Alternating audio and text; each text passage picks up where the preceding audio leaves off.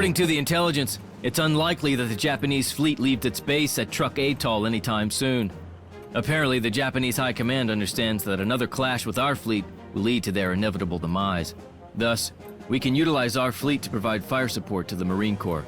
These guys will have plenty of work to do as we have difficult landing operations ahead of us. For successful landing operations, we need the new type of motorized Marine Corps units. I have served for 38 years and I know a thing or two about the Corps. The days when Marine squads could storm the enemy positions protected only by their uniforms have long gone. We don't get much done without artillery and armored vehicles. However, the key to our success, in my opinion, will be the rapid deployment of Marines from one island to another. There are no better means for doing that than hydroplanes.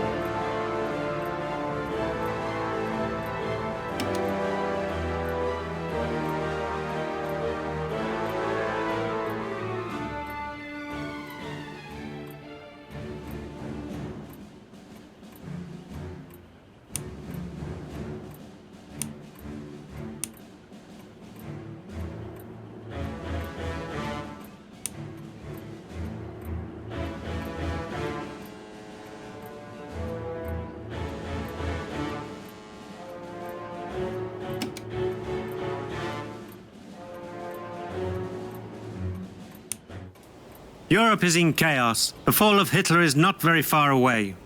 And it is high time that we think about the world power structure after the war. We have finally managed to negotiate a meeting with Churchill and Stalin. It would have been very advantageous to have produced a decisive victory over the Japanese prior to the Tehran meeting. It would have strengthened our position diplomatically during the upcoming negotiations. We cannot allow the Japanese time to recuperate. We have to take both the Gilbert and the Marshall Islands with a decisive invasion victory. Well, my Marines know their job, Admiral, and they will swiftly bring the islands under the U.S. flag. However, in order to succeed, we need the Navy to perform extensive preliminary bombardment. We must wipe out all of these damn Japanese fortifications with large ordnance shelling. I am not going to send my men into the jaws of hell and certain death. We need to soften up the enemy's resolve and resources. Undoubtedly, nevertheless, I have to point out that we have gained a strategic advantage over our opponent, and time is on our side. We should act deliberately and carefully in order to minimize our losses. Well, then we shouldn't have any difficulties with the landing, should we? Mr. President, I think this is a good plan. Its implementation allows us to proceed with an offensive on the Mariana Islands. I agree with your arguments, gentlemen, and I hereby order you to launch the operation immediately. And I expect you to bring it to fruition in a very timely manner.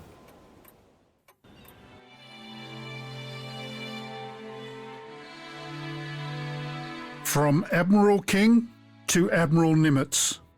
According to the plan of Operation Galvanic, the Gilbert Islands have to be liberated from the Japanese. The troops have to land at Tarara Atoll, taking the island's key spots, Betio and Bonariki. Also, take over Butaritari Atoll and Macon Island. The White House demands that the Gilbert Islands be liberated immediately.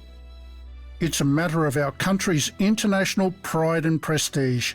The leaders of the Big Three will have a meeting in Tehran in a few days. It is now necessary to underline the USA's prominent role in fighting the Axis powers, especially given the military success of our allies. We need a major victory to demonstrate that fact. General Smith, I command you to start the landing operation immediately. Admiral Nimitz, what's going on? According to the operational plan, the Navy was supposed to bomb the islands for several days. Instead, my people are being thrown into the battle the moment we approach Tarara. Do you realize that the Marines are facing certain death? I realize what risk we're taking, but we can't hesitate with the landing. We have no other option to meet the deadlines set by the commanders. Your Marines will not be left without support. We're going to use all the firepower of our Navy against the Japanese garrisons.